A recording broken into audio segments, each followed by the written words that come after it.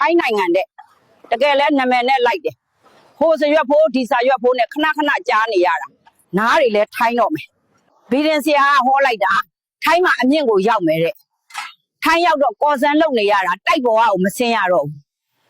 ထိုင်းနိုင်ငံမှာနေရတာလဲပျော်စရာမကောင်းပါဘူးနှုတ်ခမ်းမွေးဆိုလားမှုတ်စိတ်မွေးဆိုလားဘယ်သွားအဲ့ဒီကောင်နဲ့တွေ့မှကြောက်နေရတယ်ရိုက်လိုက်ရတဲ့ဘတ်တီဆိုတာလဲပြောမနေနဲ့တော့ဘတ်အဟောင်းကလက်ထဲမရောက်သေးဘူးဘတ်အစ်စ်ကတက်တန်းထပ်တိုးရပြီမယ်မြန်မာနိုင်ငံမှာထမင်းငတ်နေတော့ဘာအကျွေးမှမရှိဘူးထိုင်းရောက်လာမှလမ်းစိတ်အကျွေးပတ်စပို့အကျွေးတွေနဲ့ဒီကြားတဲ့ပွဲစားတွေကိုလည်းလှုပ်ကျွေးရသေးတယ်ပိုက်ဆံထွက်တဲ့ရက်တွေဆိုရင်လဲအိမ်ကိုပို့ပိုက်ဆံမပြည့်ရင်ဘာလုပ်ရမှန်းမသိစဉ်းစားပြီးစိတ်ညစ်ရသေးတယ်